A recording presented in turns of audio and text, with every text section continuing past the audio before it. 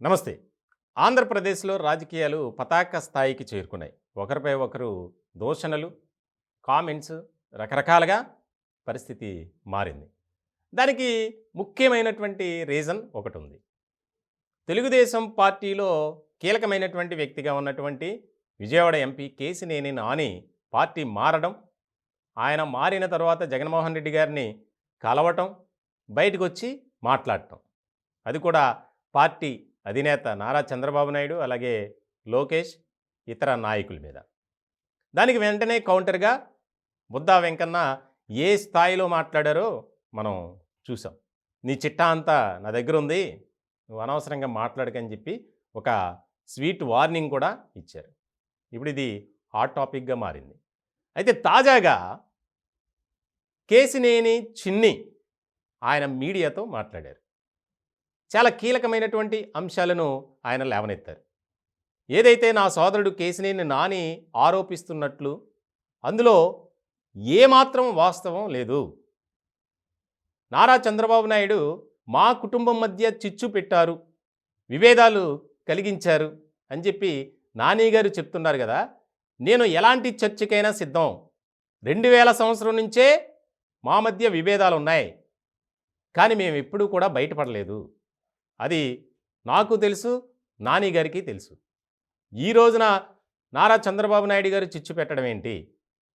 అలాగే 2014, 2019లో మా కుటుంబానికి ఎక్కడా లేని విధంగా ప్రాధాన్యతనిచ్చారు. 2 సార్లు నాని గారు ఎంపీగా గెలుపొందడం కోసం టీడీపీ క్యాడర్ ఏ స్థాయిలో పనిచేసిందో ఆయన మర్చిపోయి మాట్లాడుతున్నారు.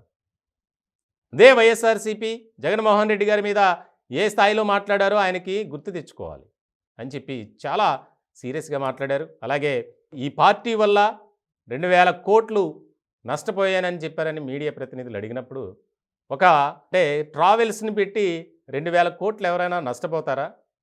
పిచ్చి ప్రశ్న, అది పిచ్చి మాట అని చెప్పి ఆయన మాట్లాడారు.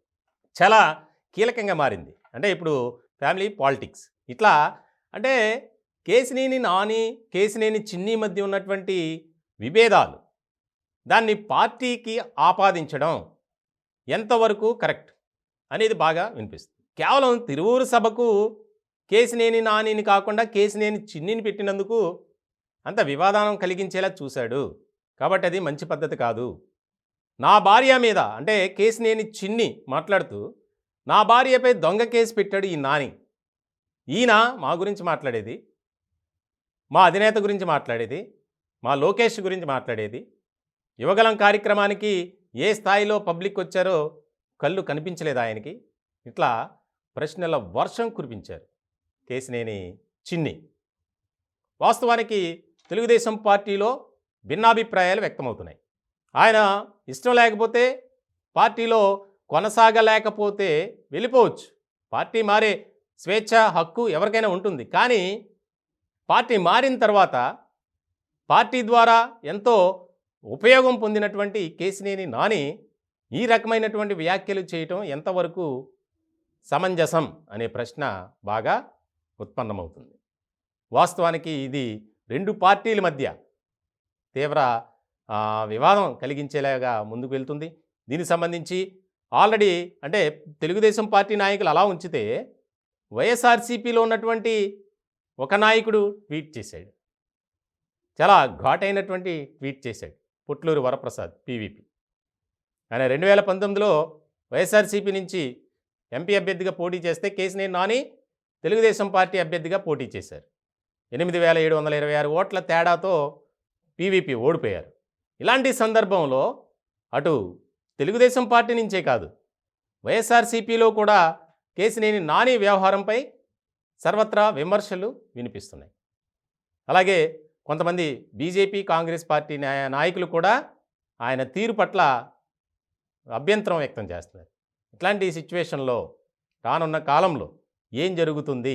తెలుగుదేశం పార్టీ తరపున ఆయన ఎంతో ప్రాధాన్యత పొంది, పార్టీ ఇచ్చినటువంటి ప్రాధాన్యతను కాపాడుకోలేక బయటకు వచ్చి ఈ రకమైనటువంటి వ్యాఖ్యలు చేయటం కరెక్ట్ కాదు.